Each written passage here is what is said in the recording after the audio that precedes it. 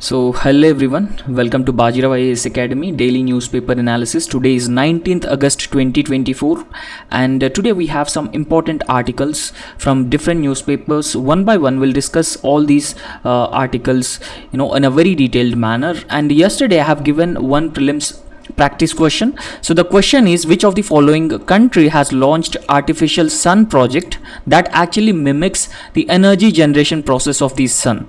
This was the question that I have given to you yesterday, and the correct answer for this question is option B, China. So China has actually an artificial sun project launched, and in fact China actually made an artificial sun, and that actually mimics the energy generation process of the sun.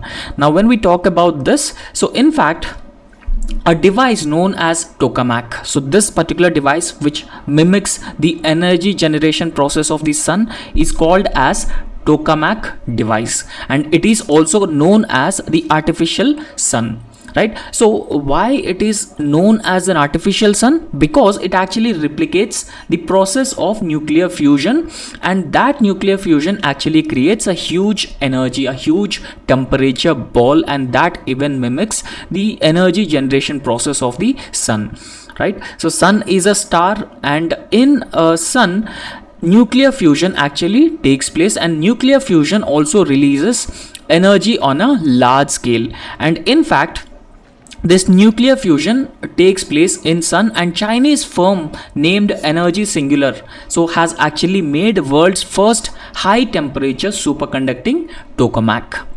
And if we go into the details of this device called tokamak or artificial sun, so it is actually a breakthrough because it could potentially change the world energy scenario. Now the scientists have been looking for the ways to generate energy through nuclear fusion, because it is believed that nuclear fusion technology actually has a huge potential to generate high amounts of energy, a large scale amounts of energy, and that would completely transform the energy landscape of the world, right? So in fact a China based fusion energy company, Energy Singularity, the name of the company is Energy Singularity, has made world's first high temperature superconducting tokamak device, and this tokamak device is also known as the artificial sun. However, so when we talk about the location of this particular tokamak device, so it is located in the eastern region of Shanghai, and it is named HH70.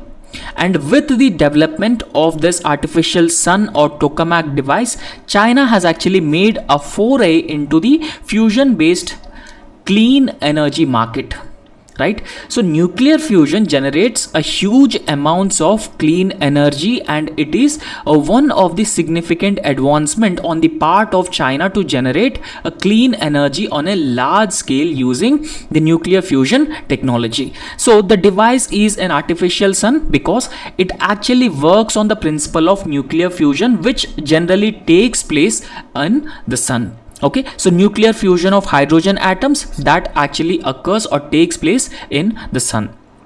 And today another very important geography based practice question, map based question. So this is also very important because in recent times the importance of Indo-Pacific has been increasing a lot. There has been a growing influence and dominance of China in the Indian Ocean region, and that has been threatening India's traditional Indian Ocean dominance, right? So in this context, the question is, arrange these places from south to north. You have to arrange these places from south to north. So the options are, the countries are Chagos Island, Reunion Island, Maldives, and Lakshadweep.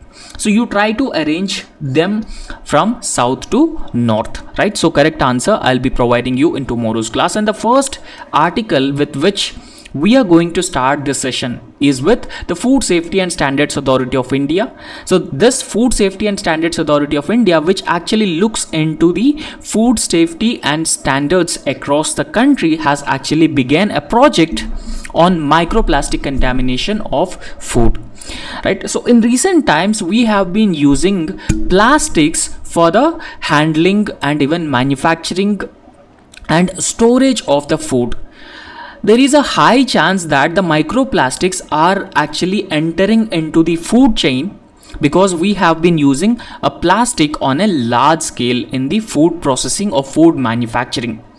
And in fact, these microplastics would accumulate in human body, human tissues over a period of time, and they would also causes significant harm to human beings over a period of time. So you probably heard about bioaccumulation and biomagnification. So the very same thing happens with the accumulation of these microplastics in human tissues and human blood, so thereby having unintended negative consequences on the human health over a period of time. So we will try to specifically understand the context of this article. The context is that the Food Safety and Standards Authority of India, it is a nodal agency which actually looks after the food safety across India, recently started or launched a project, and the objective of the project is to assess the microplastic contamination of food products, and also it wanted to develop methods for its detection, right? So in case food is contaminated with the microplastics, so there will be a method for the detection of microplastics, thereby protecting the consumer health from the contamination of food by these microplastic contamination of the food, right? So when we specifically talk about the Food Safety and Standards Authority of India, one thing that we need to understand here, previously in UPSC preliminary examination, there was a question that was based on Food Safety and Standards Authority of India, right? So it is a statutory organization, and there is also high probability of UPSC asking such questions as well. Now, Food Safety and Standards Authority of India, a statutory organization. Now, statutory organization in the sense that an organization which is formed by an act of parliament, so it is known as a statutory organization under the administrative control of Ministry of Health and Family Welfare, right? So it is under the administrative control of Ministry of Health and Family Welfare. And in fact, the key responsibility of Food Safety and Standards Authority of India, so apart from ensuring food safety, so it also regulates manufacture, storage, distribution, sale, import of the food items, the food articles, and in fact it also establishes standards, and these standards specifically deal with the food safety, right? So it enforces the standards, and those standards would deal with the food safety, so thereby food would not be contaminated with the plastics or any other contaminants, and food would not be adulterated, right? So for the profit motive, because all these things have a huge negative impact on the consumer health. And in fact, so the Food Safety and Standards Authority of India's project in this regard actually aim to develop or even validate analytical methods for detecting any micro or even nanoplastics that are present in the food. Okay, so there are various food products across India, and in this food products manufacturing and processing, we have been using a lot of plastic. And this project that is being launched by Food Safety and Standards Authority of India would actually develop and even validate the analytical methods. So there will be various analytical methods, and those methods will be used for detecting micro and nanoplastics on the food items or in the food products, as well as assess their prevalence and exposure levels across India. So this is the objective of the new project that is being launched by Food Safety and Standards Authority of India.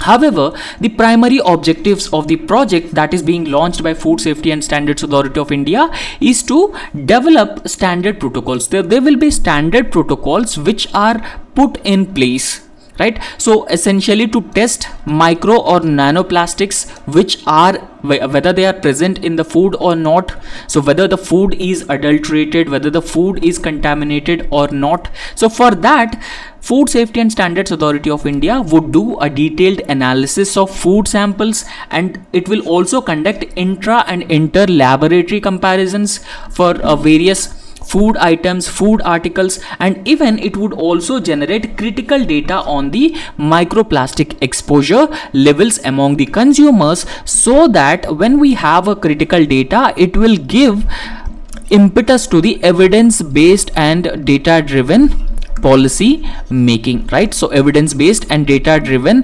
policy making across India, thereby protecting the consumer health, right? So protection of consumer health is very, very important because of a growing food processing industry and the growing food industry. It is very important that Food Safety and Standards Authority of India should come up with stringent regulations to prevent contamination of food with these micro and nanoplastics, and thereby protecting the consumer health in the long term. So that is in the best interest of the consumers and their health.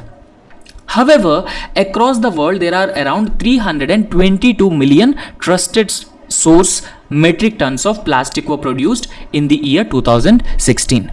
So of which around 60% trusted source of plastic is being supplied by the food and beverage industry alone, for various purposes. Especially they are being used for food packaging, food manufacturing, right? So in fact these plastics actually contain a different or wide variety of chemicals, and those chemicals including they use stabilizers, lubricants, fillers, and even plasticizers. So all these different chemicals are being used by the food manufacturing industry, and that would cause a potential harm to the consumer's health, and therefore this project of the Food Safety and Standards Authority of India is very, very important to protect the consumer health. Now we will try to understand what is microplastics. Now when we talk about the microplastics, so it essentially means exposure to some environmental conditions such as heat, whenever there is excess temperature or excess heat. So generally what happens is that whenever a plastic is exposed to the higher levels of heat, so that would cause a plastic to break into smaller fragments, very, very smaller fragments, right? So when we talk about plastic, we all knew that plastic is non-biodegradable, right? So non-biodegradable, so that essentially means that plastic not generally degrades easily. It takes hundreds of years to degrade over a period of time, unlike the organic matter. So organic matter dissolves much more easily, decomposes much more easily, but it is not the case with plastic because they are non-biodegradable in nature, and they would cause a lot of environmental harm, and they also cause harm to the human health as well. Now whenever there are plastic which are being exposed to the higher levels of sunlight or higher levels of heat, so that would lead to plastic to break into smaller fragments, and these are called, the smaller fragments of plastic are called as microplastics, so which can migrate into the food, right? So they would eventually migrate into the food. Now what are these microplastics are present in food include a different varieties of microplastics. So first and foremost we need to talk about the microplastic variety, that is bisphenol A, or it is also known as BPA. Okay, so bisphenol A or BPA. And manufacturers use trusted source, this plasticizer, so specifically to make polyvinyl chloride, the parent of the plastic of many products. Now so when we generally look at plastic, the parent of the majority of the plastic that we use, that we see in our surroundings, the parent of that plastic is the polyvinyl chloride, and this polyvinyl chloride is made from bisphenol A. Remember about these chemicals also, UPSC previously asked a number of questions, right? So therefore these are also very important. And another very important variety of microplastic is dioxin. So dioxin is also another very harmful, very powerful, dangerous microplastic. Okay, so this is a byproduct of a trusted source of herbicide, right? So this is a byproduct of herbicide and even a paper bleaching. So whenever a bleaching of paper takes place, so that would release dioxins and even herbicides that we normally use in agriculture, so they also releases dioxins into the environment, and they further contaminate the environment. So they cause harm to the living organisms, and they also causes harm to the human health or even the consumer health. And apart from that, the phthalates trusted source. So this will be another important source of microplastics. So these actually make plastics more flexible. So whenever phthalate is being used in the plastic, so it makes plastic more flexible, more transparent, and it would be more durable, right? So across the world, there is no alternative to plastic. As of now, there is no alternative which is affordable, which is also available across all segments of the people, and because of that reason, people have increasingly dependent on plastic. However, there are some advancements are being made within the plastic technology, such as phthalates are being used to produce flexible, transparent, and more durable plastic varieties, and they are actually present in many types of food packaging industries.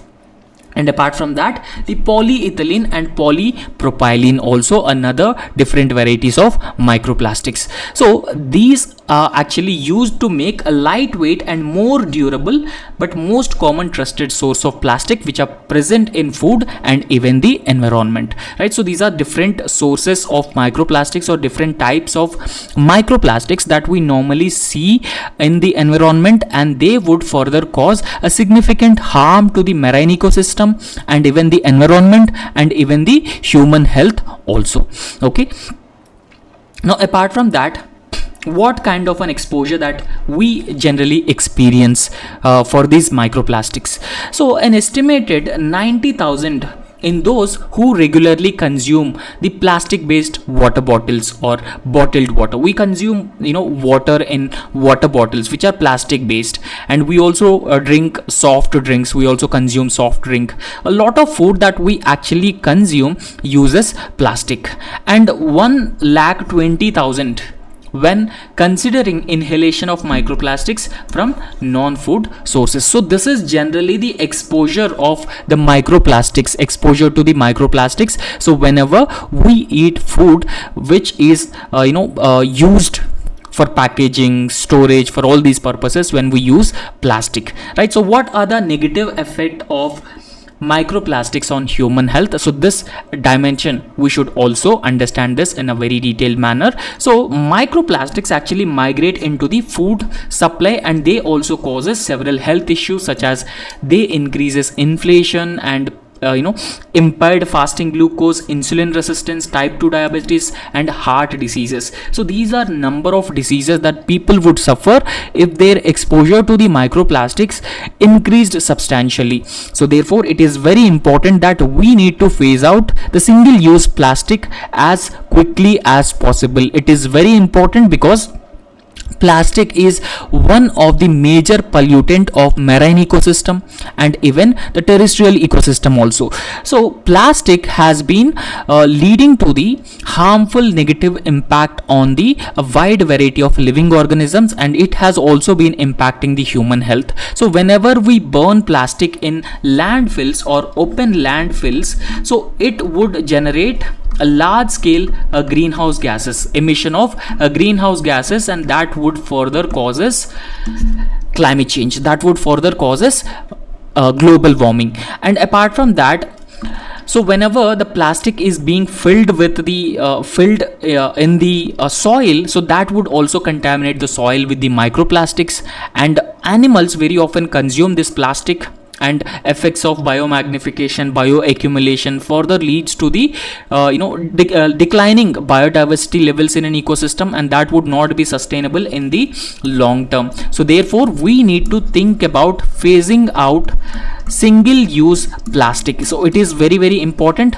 and India is already committed to phase out the single use plastic as early as possible to protect the people's health, the consumer health, protect environment from the negative impact associated with the plastic pollution, right? So we need to minimize the exposure to the plastic pollution. So how can we minimize the usage to the plastic pollution? So whatever regulations that we have, we already have which those regulations which the government already put in place. So there is a need for stringent implementation of those rules and regulations with respect to the usage of plastic. This is very important because we have a commitment of phasing out single use plastic, but it should be implemented in letter and spirit, and that is very important. And apart from that, so microplastic exposure through food is a very high, but we can minimize the exposure of human beings to microplastics through limiting our consumption of highly processed foods. So we need to limit our consumption of highly processed foods, and that is very important to reduce our exposure to the microplastics. And we need to choose eco-friendly food packaging, and even we need to think about reducing the plastic water bottle usage with glass or stainless steel ones. So these are some ways through which we could reduce our exposure to the plastic, especially the microplastics, and we could actually protect our health, right? So apart from this, we need to phase out the single use plastic, and we should also find out the alternatives which are more affordable to the plastic.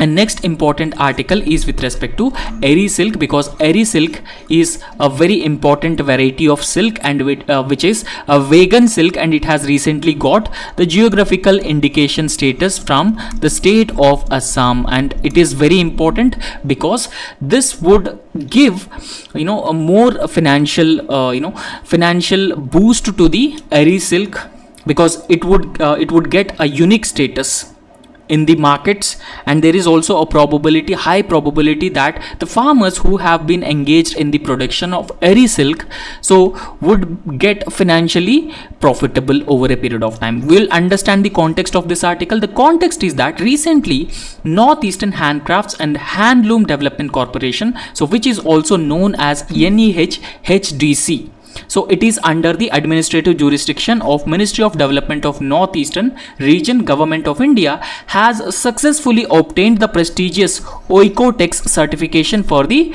eri silk. So that's why it is in news, right? So it has successfully get the certification of Oikotex certification for eri silk. So we will understand briefly about eri silk. So what exactly is this eri silk, right? So when we talk about this, it is very famous across the world, and it is renowned as the world's only vegan silk. Now, what does it mean when we say a vegan silk? So whenever we obtain silk varieties such as mulberry, right? So such silk varieties, generally what happens is that we need to kill the cocoon. Okay, so we need to kill the cocoon to extract the silk. But in the vegan silk, unlike the other silk varieties, moth is inside the cocoon. Okay, so each of these is known as cocoon, and inside these cocoons there a species called moth, right? So other silk varieties, moth will be killed to extract this cocoons, but in this eri silk variety, so moth inside the cocoon is not killed. Instead, moth naturally exists the cocoon and leaving it behind for us to use. Okay, so it would leave the cocoon, and then we could use these cocoons to produce eri silk. And in fact, this method actually does not involve killing of moth, and in fact it also makes eri silk a symbol of compassion and sustainability within the textile industry. So therefore it is renowned across the world as the world's only vegan silk. And in fact, so it is the eri silk is the product of domesticated silkworm, and the name of the silkworm is Philosamia resini. Okay, so Philosamia resini is the silkworm that mainly feeds on the castor leaves. And in fact, in India, this culture is practiced mainly in the northeastern part of India, specifically in states like Assam. And however, the production of eri silk is also widely popular in states like Bihar, West Bengal and Odisha as well. And in fact, so this eri silk production through Philosamia resini has got the geographical indication status from the state of Assam as well. However, this achievement further strengthens or further cements India's silk status or eri silk status as a GI product from Assam and in fact it would highlight the authenticity and the regional importance of the eri silk that is being produced. So however, this certification is a very important step, a pivotal step.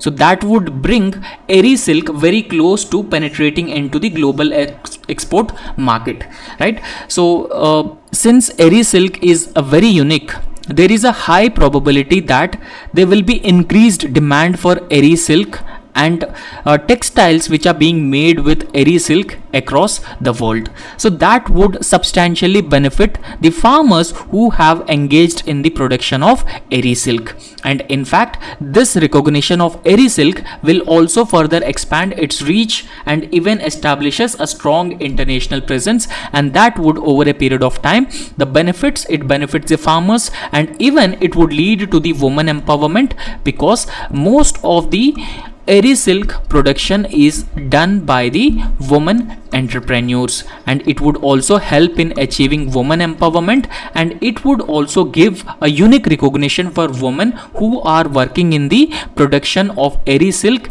and it would make them financially independent and self-reliant also, right? So geographical indication tag, what exactly is this geographical indication tag? So it is actually a sign which is being used on products, and those products have a specific geographical origin, and they also possess certain qualities or a reputation that is being enjoyed by the product from one particular region.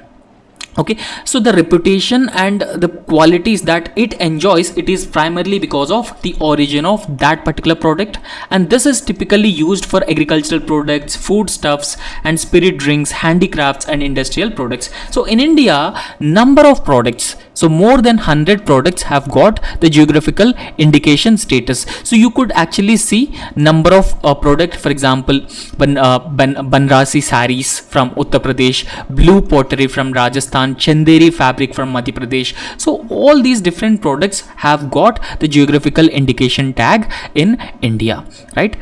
So next important article that we are going to discuss, it is very important, and it is recently in news, and it also attracted a lot of criticism from wide quarters of the civil society, because through a new broadcasting bill, it was criticized, it was held that the government has been trying to curb the voice of the people, the voice of the the right to freedom of speech and expression, which is considered as a fundamental right under Article 19 of the Indian Constitution. So however, a widespread backlash against the new broadcasting bill, so which is aimed to curb the freedom of speech and expression, and which aims to impose censorship on the freedom of the press, the government has ultimately withdrawn this new broadcasting bill, right? So Ministry of Information and Broadcasting, so it is held that the Ministry of Information and Broadcasting so will not come out with and any fresh draft of the broadcasting service regulation bill. So this is broadcasting service regulation bill, because as of now there is no need for such law. So it is given in this news article, and in fact earlier the draft broadcasting services regulation bill was introduced by the government. However, it was withdrawn because of the wide public criticism that it has faced. In fact, so this draft broadcasting services regulation bill aimed, or it proposed to bring online content creators. So nowadays you could see a lot of social media platforms, especially on YouTube, so they openly criticizes government, right? So this particular bill proposed to bring online content creators under the purview of licensing, and even registration would be the mandatory. So several content creators and even press media have seen this as curb on the freedom of speech and expression of the people, and therefore the government has actually withdrawn this draft bill. So the draft was withdrawn after it was felt that the regulations that were already in place and no new law was not required, right? So whatever regulations that the government wanted to introduce through broadcasting services regulation bill were already there, right? So there is a Digital India Act that the government is actually working on. So therefore there is no need for any new law to introduce to regulate the online content creators, specifically by bringing them under the purview of licensing or registration. And in fact the government has also been working on a Digital India Act, and if and further issue is needed or needs to be addressed, it will be done through that act. So for example, if there are any lapses, the earlier the existing legislations do not specifically addresses the social media, the content creation and their regulation, then the government would ultimately brought this Digital India Act. It has been working on the act, so those lapses would be covered under the Digital India Act, right? So what are the objectives, or what is the main intent of the government behind this draft Broadcasting Services Regulation Bill of 2024? We'll try to understand this. So what is objective and why the government planned to bring such a bill? Now we need to understand the significance of digital media first. So when we look into the significance of the digital media, recently general elections were held in India for the Lok Sabha and several state legislative assemblies. So digital media can actually serve as a vital alternative forum for the creators. So everyone, it is like an open platform, and everyone can actually create a content, and they can also constructively criticize the government and the government policies, right? So they can also the independent analysis of the content creators in these social media platforms will actually help the normal people to scrutinize the government policies, and they could also demand more accountability from the government, and it essentially holds governments accountable and transparent to public in their working. And apart from that, it can also enable the dissenting voices, so that are ignored by the mainstream media. For example, if you look at the mainstream media, most of these media channels are biased media channels, and apart from biased media channels, there are also a lot of fake news channels. Now in this context, the social media content creation would enable the dissenting voices, those people who constructively criticize government policies. They constructively criticize government policies are ignored by the mainstream media and aid the formation of counter narratives on a specific key issues and over a period of time. So that would enable people to be well informed, and it would also enable people to demand more transparency and accountability on the part of the government, because they could be able to scrutinize the government policies well. However, now what are the objectives of this bill? Why the government wanted to bring such a bill, right? So bill aims to extend the regulations. These regulations are currently applied to traditional television channels and radio, to the internet, and it is designed to consolidate the existing guidelines and increase accountability among the broadcasters. So introducing licensing, introducing regulation, registration among the broadcasters. So essentially this bill wanted to increase the accountability of the online content creators. However, this draft Broadcasting Services Regulation Bill of 2024, so which was eventually withdrawn by the government, actually covers a large scale influencers, content creators, political commentators, and it also tries to regulate the freedom of speech, which is a fundamental right under Article 19 of the Indian Constitution. However, the intent of the bill is that the bill could significantly undermine the creative independence, and even it also stem the online freedom of expression in India, both of which are very important and are very vital for a well functioning democratic country like India, right? So India is known as a functional democracy. So functional democracy, in a functional democracy, dissenting voice is a very, very important. The government should not impose censorship on the dissenting voice of the people. So therefore, for any functional democracy, it is very important that the constructive criticism should be allowed, and the dissent against the government should also be welcomed. So that is very, very important to scrutinize the government policies. right? So what are the key features of this draft broadcasting services regulations bill? So when we look into the key features of this bill, so it has actually comes with the definition of digital news broadcasters. So that essentially includes publishers of news, current affairs through online platforms, news portal websites, social media intermediaries. So the definition of digital news broadcasters actually covers a wide array of the content creators, and in fact, so it also validates the earlier mentioned IT intermediary guidelines, information technology intermediary guidelines, and digital media ethics code rules of 2021, so which are not implemented in India because they were already stayed by high courts of Bombay and Madras, because they were draconian in nature and they also curb on the individual freedom of expression. Okay, right to freedom of speech and expression.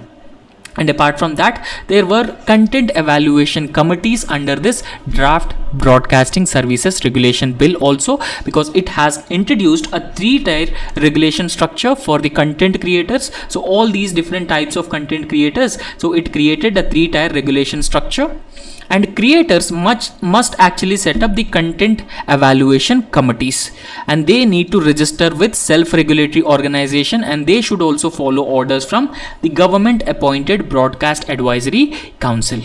And the non-compliance fines 50 lakh rupees for the first offense and 2.5 crore for subsequent violations within the 3 years. So you can see that they are draconian and the penalties are also substantially higher. So therefore, majority of the content creators, if they violate the this particular provisions of the bill, so they will be charged higher penalties. So that would be a very draconian in nature, and because of that reason there was a wide criticism against the bill, and ultimately the government withdrawn this bill.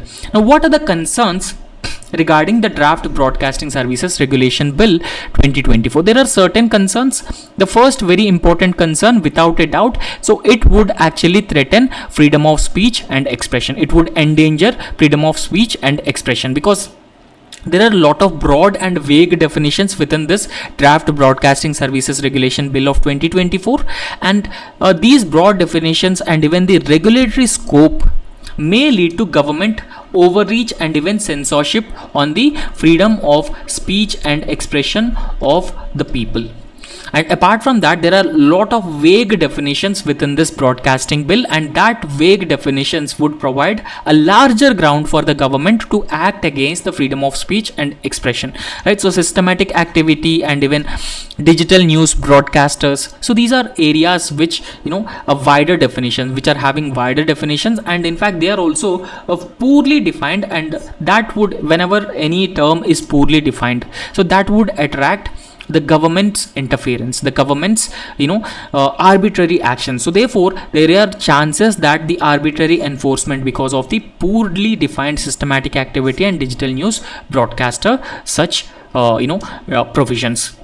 And apart from that, the independent creators may also face the financial and administrative challenges in complying with the bill's mandate also, because there are a lot of onerous compliance requirements, and because of that reason they would face a lot of challenges for the creation of the content. The creative independence and the freedom of the people or the online content creators would be substantially curbed, and in fact, so it would also have a negative impact, a chilling impact on the independent media houses, because registration and adherence to the government standards could actually stifle the critical journalism as well. There are also chances of high penalties. Steep fines for non-compliance could disproportionately affect the smaller content creators, right? So selective enforcement potential, exemptions for certain players may also result in uneven application of the law as well. And last but not the least is impact on the social media platforms as well, because social media platforms, if any social media platform create any content which actually involves a dissenting voice against the government, which actually involves a criticism of the government policies, they may face a criminal liabilities, and it would also crack down or imposing censorship on the freedom of speech, freedom of expression, and the press also. So thereby there are chances that there will be increased content regulation from the government, increased censorship from the government side. So that's why the government has withdrawn. That's why it was widely criticized by different stakeholders, and that's why the government ultimately withdrawn this draft broadcasting services regulation bill of 2024, right? So that's all in this lecture, and thank you so much. So if you like our work, please subscribe our YouTube channel and also hit the like button. Thank you.